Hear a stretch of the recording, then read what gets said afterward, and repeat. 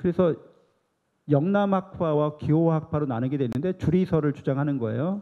대표적인 인물이 이황인 거죠. 기호학파에서는 율곡 이 선생님인 거죠.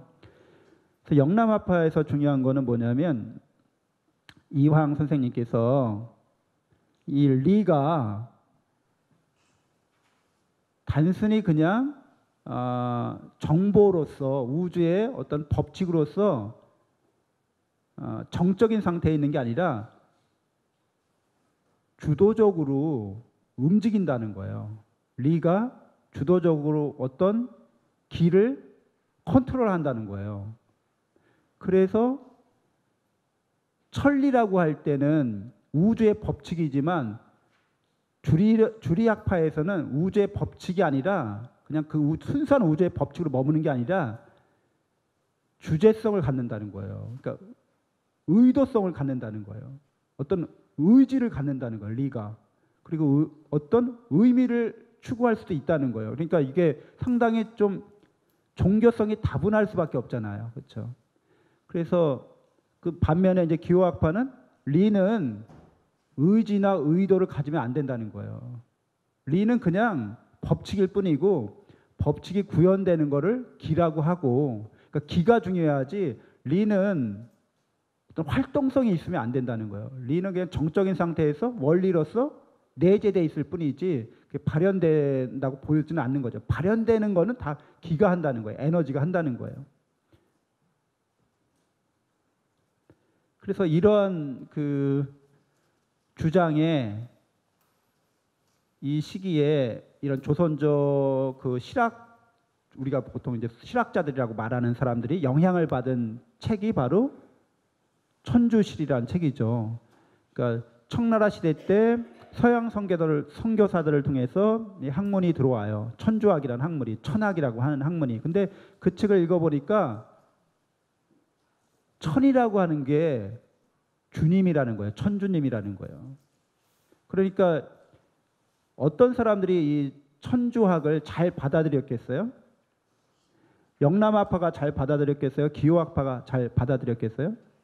이황의 제자들이 영남학파가 남인 계열의 학자들이거든요. 정약용, 그 삼형제나 권일신, 권철신이 형제들이 다 남인 학파들인 거예요. 그러니까 천주학을 받아들였을 때 너무 쉽게 공감이 가고 잘 이해가 되고 그걸 잘 수용을 합니다. 그래서 천주 신앙으로까지 발전되게 되는 거죠. 그래서 다산 정약용이 이런 말을 하는 거죠. 같이 읽어볼까요?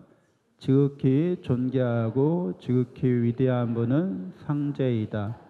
문왕이 조심하여 삼가고 공경했다 한 것은 상제를 밝히고 섬긴 것이다. 중영에서 삼가 경계하며 두렵고 송구함이라 한 것은 어찌 하늘을 섬긴 학문이 아니겠는가. 두렵고 송구하여 삼가 경계하며 상제를 섬기면 가히 인을 행하지 않을 수 없을 것이다. 태극을 헛되이 존숭하고 이를 하늘로 섬는 것은 인이라고 할 수 없다. 하늘을 섬기는 것으로 돌아가야 할 것이다. 그러니까 성리학은 그 이신론이라고 볼 수 있어요. 그러니까 하느님을 어떤 인격적인 하느님이 아니라, 그러니까 어떤 의도나 의지나 의미를 추구하는 존재가 아니라 그냥 법칙이라는 거죠. 철학적인 법칙, 우주의 무슨 상생의 우주의 생성의 법칙. 그 법칙은 인격성이 없잖아요. 여기 제가 놓으면 떨어지겠죠. 중력의 법칙이죠. 중력의 법칙에 무슨 의도를 갖고 있어요, 얘가? 무슨 의지가 있어요? 얘가 무슨 의미가 있어서 이렇게 하는 거예요? 그냥 법칙일 뿐이잖아요. 비인격적인 법칙. 그러니까 천리라고 하는 것도 태극이라고 하는 것도 다 그렇다는 거예요. 그러니까 거기에서 인이 나올 수가 있느냐는 거예요. 그게 무슨 우리로 하여금 도덕적인 삶을 살도록 그것이 우리에게 어떤 힘을 줄 수가 있겠느냐는 거예요. 그렇게 안 살면 그만이지 뭐 내가. 주제적인 어떤 일을 이끌어가는 힘이 그 안에 있겠느냐는 거죠. 그래서 조선조 500년 내내 우리가 군자가 되려고 노력했지만 그런 법칙으로서는 우리의 인격이 거기에 부합하기가 어렵다는 거죠.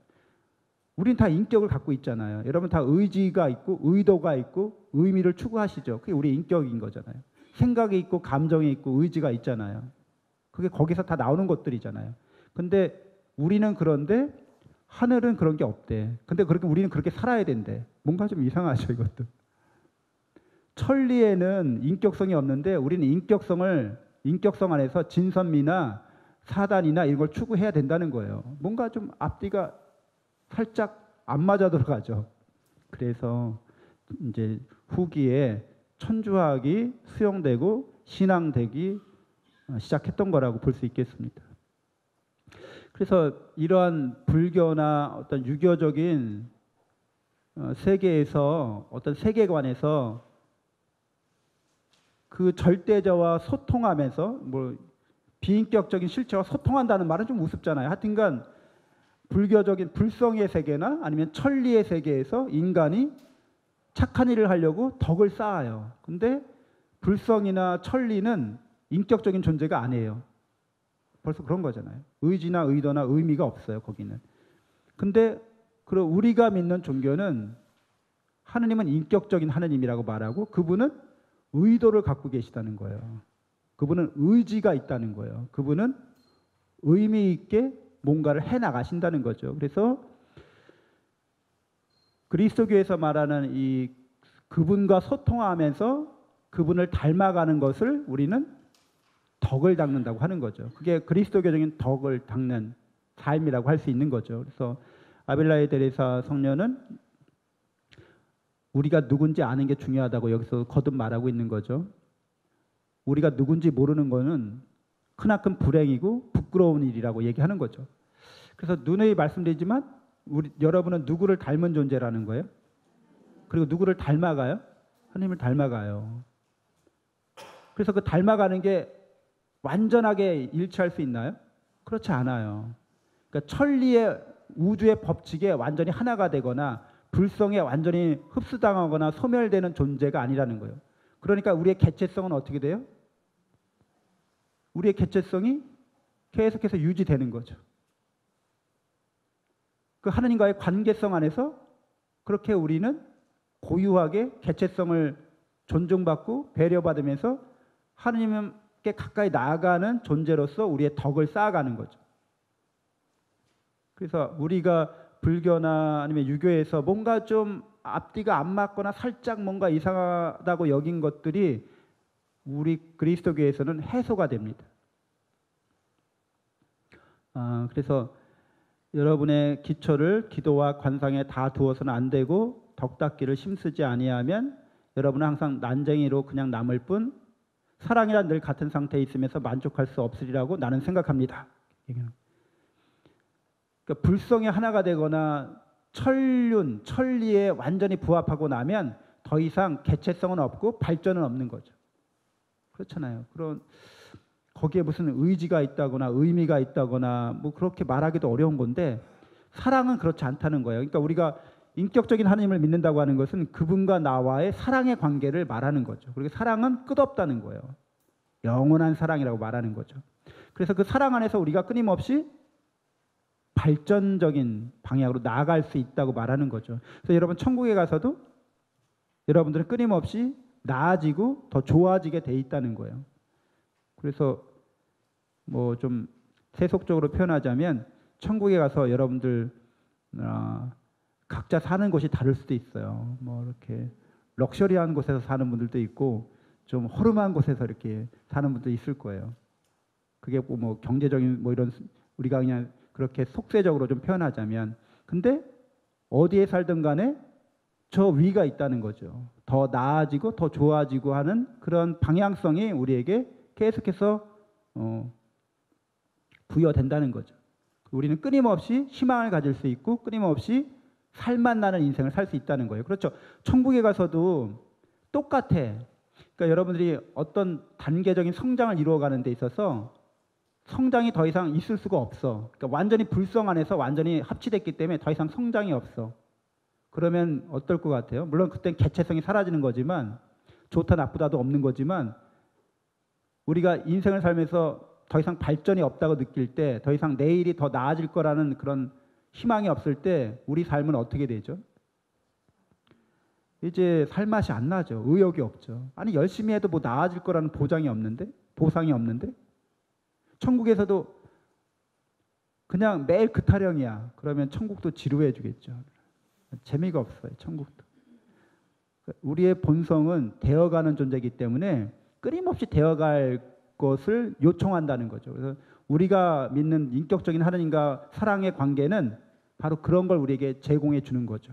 그래서 여러분들 끊임없이 지금서부터 잘 갈고 닦는 거죠. 나의 개체성이, 영적 개체성이 하느님을 향해서 계속 닮아갈 수 있도록 그렇게 노력하시는 거죠. 그래서 십자가 요한도 그분을 닮게 되리라는 것을 알고 있다고 말해요. 그래서 온통 하느님을 닮을 수 있다고 얘기해요. 그래서 참여로서의 하느님이라고 불리고 또 사실 그러할 것이다 라고까지 얘기해요. 그러니까 우리는 하느님의 신성에 참여한다는 거예요. 근데 아까 불성에 참여하는 거랑 뭐가 달라요? 불성에 참여하는 거는 불성에 흡수당하는 거죠. 개체성이 소멸하는 거죠. 그러나 신성에 참여한다는 것은 개체성이 보존된다는 거예요. 유지된다는 거예요. 그리고 끊임없이 하느님을 타자로서 사랑의 관계를 맺고 있다는 거죠. 타자성이라고 하는 거죠. 절대 타자로서 하느님은 계속해서 타자로서 남아 계신다는 거예요. 절대라는 말이 중요하죠.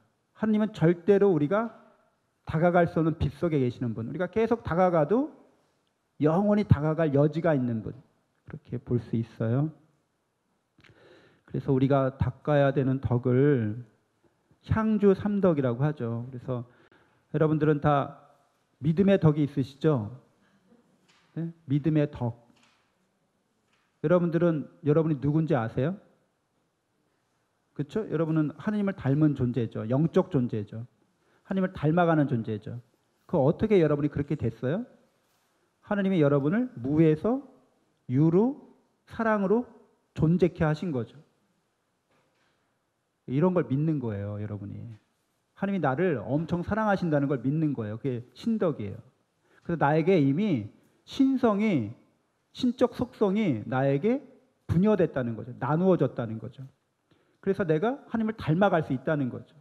끊임없이 하느님을 닮아가는 존재가 된다는 걸 의미해요. 그래서 영원한 생명과 행복도 이미 우리에게 주어진 거죠. 전선하신 사랑의 하나님께서 우리에게 주신 거잖아요. 그러니까 나는 마음의 심리적 자아가 걱정하고 근심하는 것을 아예 없앨 수는 없지만 괜찮다는 거예요. 나에게 맡겨진 과업은 뭐라는 거예요? 모든 것 위에 하느님을 사랑하고 너의 이웃을 너 자신처럼 사랑하는 과업만 나에게 남겨진 거죠. 그것을 영원히 행하는 게 나의 삶인 거죠. 인간다운 삶인 거죠. 이렇게 믿고 살아가는 걸 신덕이라고 그래요. 여러분 다 신덕이 있으시죠? 그렇게 살아가시는 거예요, 인생. 네? 그래서 그 과업을 수행하시는 거예요. 우리가 이 현상세계를 떠나서도 그 과업은 계속됩니다. 망덕은 그렇죠. 이런 신덕의 하나님의 사랑에 관련된 나의 되어가는 삶을 계속 살아갈 때 그것이 끝이 없다는 거죠. 엔들리스. 끝이 없이 계속. 그래서 우리에게 영원한 희망이라고도 말하고 참된 희망이라고도 말하는 거죠. 그것이 우리에게 살맛을 주는 행복을 주는 그런 희망이 된다는 거잖아요. 여러분들은 세상 안에서 희망을 갖고 살고 계시죠? 이 세상의 희망. 근데 그 이 세상에 대한 희망이 영원하진 않죠. 그렇죠? 돈을 얼마만큼 버실 거예요? 이 세상 살면서? 얼마만큼 벌 희망을 갖고 있어요?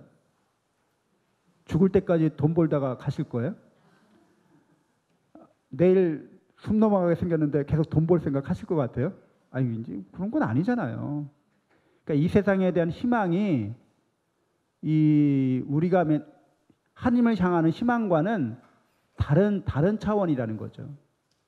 명예나 권력이나 이 세상에 속한 어떤 것들을 우리가 추구할 때 그건 다 한계를 설정하고 한다는 거예요. 어느 때까지 유효하다는 거죠. 그 이후에는 유효하지 않은 거죠. 희망을 버려야 되는 거죠. 쓸데없는 희망을 가지면 안 되죠. 나이 들어서까지 죽을 때까지 그 쓸데없는 희망을 버리지 않으면 그걸 뭐라고 그래요? 노욕이라고 그래요. 노욕. 늙은이의 욕망, 탐욕이라는 거죠. 그럼 가질 필요가 없는 거예요. 가질 수도 없는 거고. 애덕은 말 그대로 참 사랑인 거죠. 이 여기서 말하는 사랑은 조건적이거나 제한된 사랑이 아니라 영원하고 진실한 하나님의 사랑인 거죠. 그런 믿음, 그런 희망, 그런 사랑을 갖고 있다는 거예요. 이게 우리가 갖는 덕이라는 거예요. 이걸 계속해서 끊임없이 갈고 닦아야 된다는 거죠. 이게 가장 이거를 향주삼덕, 영적으로 하나님을 닮아가는 덕들인 거예요. 여러분들은 이런 덕을 이 세상에서뿐만 아니라 천국에서도 끊임없이 이 덕을 닦는 삶을 살아가시는 거죠. 이게 아까 불교나 이런 유학에서 말하는 덕하고 차원이 다른 덕인 거죠. 사추덕은 원래는 플라톤의 사주덕에서 왔어요. 플라톤은 정의란 무엇인가에 대해서 굉장히 관심이 많았어요. 왜냐하면 그 사회라고 하는 게, 우리가 사는 이 현상 세계라고 하는 게 제한돼 있잖아요. 이게 그렇죠? 무한히 풍요로운 게 아니잖아요. 그러니까 뭐 전쟁이 일어났건 어떤 상거래가 일어났건 어떤 결과물, 전리품이나 수익이 있으면 그걸 나눠야 되죠. 물질적으로도 재화적으로도 아니면 뭐 권력을 나눈다든지 기회를 나누든지. 근데 올바르게 공정하게 나누어야 되잖아요. 그러니까 정의가 굉장히 중요한 거예요. 제한된 조건 안에서 정의롭게 어떻게 부와 또 권력과 명예를 어떻게 나누어 줄 건가. 누구한테 1등상을 주고 누구한테 2등상을 줄 건가. 3등상을 줄 건가. 정의롭게 어떻게 그렇게 할 건가. 이런 게 관심이 많았던 거죠. 그래야지만 나라가 어떻게 돼요? 올바로 서니까. 그래서 플라톤은 올바른 나라란 어떻게 해야 되냐. 통치자는 지혜롭게, 수호자는 용기 있게, 생산자는 절제하는 게 정의다. 이렇게 간단하게 정의를 내린 거죠. 인간의 사회적인 삶에 있어서 저런 덕들이 필요하다. 이렇게 얘기를 한 거예요.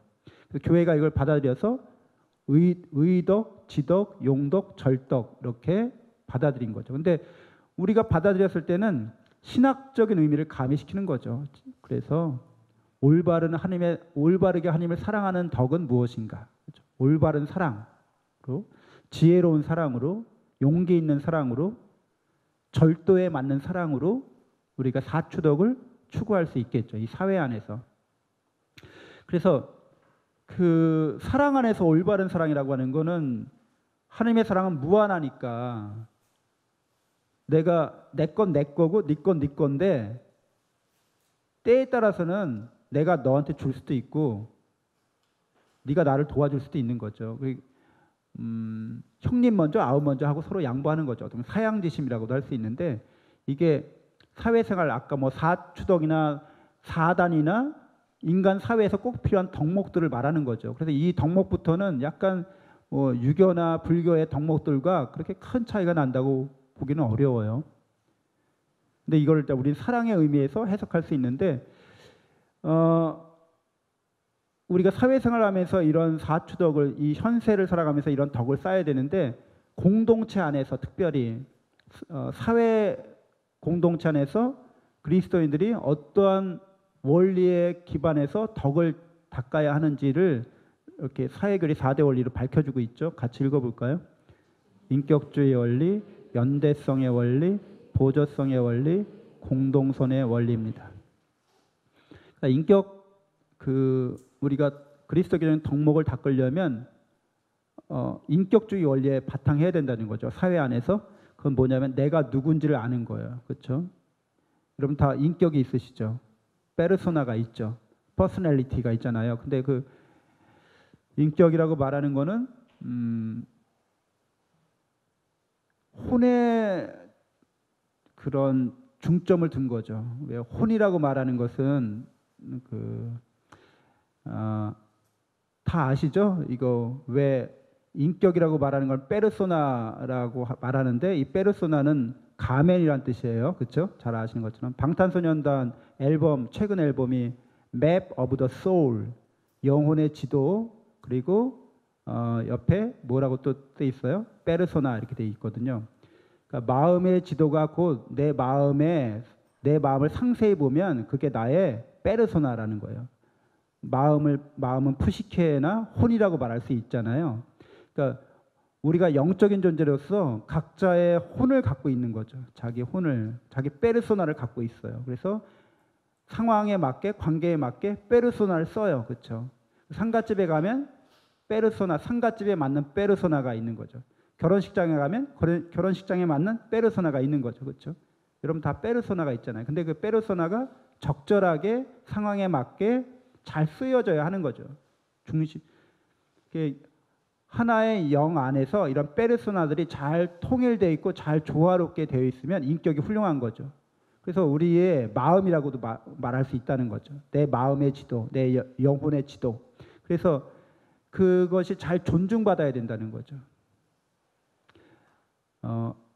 누구나가 서로가 서로에게 인격을, 그 사람의 페르소나를 그 사람이 상황에 맞게 자기를 표현하는 것을 잘 인정하고 존중하고 배려하고 이렇게 해야 된다는 걸 말해요. 그래서 지혜에 해당되죠. 그걸 자기가 누군지를 잘 아는 거, 영적인 존재고 인격적인 존재라는 걸 잘 아는 거, 이걸 지혜롭다고 말해요. 그래서 이거를 잘 하려면 우리는 기도를 잘해야 되는데 신덕망덕 애덕으로 이렇게 신덕망덕 애덕이 있지만 중앙에 있지만 이런 믿음과 소망과 사랑의 주님과 잘 기도를 통해서 소통해야 되는 거죠. 그렇게 그 가장 기본이 되는 게 사실은 회개하는 거죠. 메타노이아 하는 거죠. 내가 메타노이아 하는 존재라는 것을 잘 알고 인격주의 원리의 바탕에서 사회 생활을 하는 걸 말해요. 연대성의 원리는 자비에 해당되는데 인격이 침해되거나 인격이 모독되거나 인권 침해가 일어나면 어떻게 해야 된다는 거예요? 연대해야 된다는 거죠. 자비롭게 너그러운 마음으로, 너그러운 사랑이라고 그래요. 그래서 서비스업에 종사하는 사람이나 그렇죠. 제가 그 기사를 잘 읽어보지는 않았는데 부자 동네 아파트, 아주 고가의 부자 동네 아파트에서 경비원 월급 인상 문제로 아주 쫓아내거나 동결시키거나 아니면 아주 부정적인 어떤 결과가 도출됐던 것 같아요. 근데 그건 뭐예요? 가난하고 힘없는 사람들의 편이 되어주지 않는 거죠. 부자들이, 힘있는 사람들이. 그럼 안 된다는 거죠. 약한 사람, 어려운 사람들에게 우리가 같이 손을 내밀고 그들과 한편이 되어야 하는 걸 말해요. 연대성의 원리라는 거죠. 그리고 보조성의 원리는 이건 역시 정의에 해당돼요. 내 건 내 거고 네 건 네 건데 아까 얘기한 것처럼 그게 철저하게 잘 지켜져야 되는데 예를 들자면 그런 거죠. 대기업이 해야 될 몫이 있고 중소기업이 해야 될 몫이 있다는 거예요. 몫이 다르다는 거예요. 근데 대기업이 중소기업의 몫을 뺏으면 안 된다는 거예요. 중소기업의 영역 안에 대기업이 마음대로 들어와서 다 가져가면 안 된다는 거예요. 그래서 무슨 대기업이 저기 떡볶이 장사하면 안 된다는 거예요. 대기업이 빵 장사하면 안 된다는 거예요. 그거는 중소상공인들이나 중소기업들이 자신들이 먹고 살아야 될 영역이라는 거죠. 굉장히 좀 어려운 얘기죠. 자본주의 국가에서 신자유주의 이 세계 안에서 왜냐하면 부익부 빈익빈 그런 시장의 자유 이런 걸 주장하는 사람들에게 있어서는 아니 그 상관없잖아. 내가 자유롭게 경쟁한다는데 정부가 왜 간섭하고 규제하려고 해? 이렇게 그런 논리를 내세우는 거잖아요. 세계가 다 그렇게 돌아가고 있는데 왜 역차별하십니까? 왜 우리 국내 기업만 오히려 발을 묶어 넣으십니까? 이렇게 말할 수도 있잖아요. 그 사람들이. 근데 그렇다고 다 풀어놔주면 어떻게 되겠어요? 대학생이랑 유치원생이랑 같은 링 안에서 권투 시합 하는 거죠. 자유롭게 이제 권투 시합해. 룰은 똑같아. 이렇게. 다 이제 대기업만 남겠죠. 그러니까 중앙정부와 지방정부가 각자의 몫이 있다는 거예요. 권한과 책임이 다르다는 거예요. 그래서 그런 것들을 서로 간에 존중하고 지켜줘야 한다는 거죠. 그렇게 되면 공동선의 원리가 구현된다는 거죠. 인격적으로 대하고 약하고 소외된 사람들과 가난한 사람들과 함께하고 각자의 역할과 책임과 권한을 잘 지켜나가면 그것이 작용해서 공동선의 원리가 된다고 말할 수 있습니다. 근데 이러한 그 사회적인 우리가 원리에 따라서 삶을 그리스도인다운 삶을 살아가야 되는데 꼭 사회에만 해당되는 게 아니라 여러분 가정에도 해당되죠. 가정에서도 여러분들이 어떻게 해야 돼요? 인격주의 원리, 자녀들을 인격적으로 대우하는 거죠. 하느님의 자녀라는 거예요. 하느님을 닮았고 닮아가는 존재라는 거예요. 그러기 위해서 자신의 인격을 지금 만들어가고 있다는 거예요. 그 개인의 자녀의 인격을 만들어가는데 내가 협력자가 돼주는 거예요. 좋은 인격을 만들도록. 그 인격을 존중하고 배려하고 이렇게 해야 된다는 거죠. 개에게 맞는 하나님의 소명이 있어요. 개가 수행해야 될 미션이 있는 거죠. 누구나 그걸 타고나는 거죠. 근데 내가 하고 싶은 걸 시키거나 내가 그 아이의 인격을 침해하거나 그러면 안 된다는 거죠. 어린아이는 놀 권리가 있죠. 근데 놀지도 못하게 해. 그래서 애들 그냥 학원으로 내몰고, 사실 이런 것도 인격을 침해하는 거잖아요, 우리나라. 어렸을 때부터 인격을 많이 침해당하고 살아서 애들이 인격 침해, 인권 침해가 일어나면 아이들이 인격이 어떻게 돼요? 삐뚤어지죠. 이게 인격이 왜곡됩니다. 그래서 심각한 사회 문제를 야기시키죠. 그리고 그 자녀들을 자비롭게 너그럽게 대해줘야 되죠, 물론. 그리고 또 특별히 이제 보조성의 원리에 따라서 어렸을 때부터 각자의 책임과 권한의 몫을 나눠줄 필요가 있는 거죠. 그러니까 우리나라 부모님들은 아이들 공부만 시키는데 집안에 신경 쓰지 말고 넌 공부만 해, 이게 아니라 역량이 되면, 힘이 되면 집안일 중에서 고유한 권한을 넘겨주는 거예요. 우리 집안 식구들 중에서 이 부분은 네가 권한이 있어, 너한테 책임이 있어, 네가 이것은 알아서 해, 부모님도 이 분야에 있어서는 너에게 따를게, 이렇게 하는. 신발장 정리는 너의 몫이야. 신발장 그 주인은 너의 권한지대야. 그래서 누가 신발장 정리 안 하면 네가 아버지 이거 신발 똑바로 놓으셔야죠, 이렇게 지적할 수 있어. 왜? 너의 책임이야. 이거 너의 권한이야. 너의 몫이야. 네가 우리 집안에 기여하는 방식이야. 각자의 몫이 있다는 거예요. 그 가정 안에서도 사회교육이, 그리스도교적인 사회교육이 잘 이루어지면 이제 그렇게 훈련받고 그렇게 자라나는 거예요. 그리고 이런 덕을 닦으면서 자라나는 거예요. 하느님을 믿고 하느님 나라의 희망을 두고 하느님을 사랑할 줄 아는 사람을 커나가는 거죠. 우리 사회가 가정 안에서 저런 덕들을, 그리스도교적인 덕들을 잘 닦으면 천국이 구현되기 시작하는 거죠. 하느님의 나라가, 하느님의 통치가 이루어지기 시작한다고 볼 수 있겠습니다.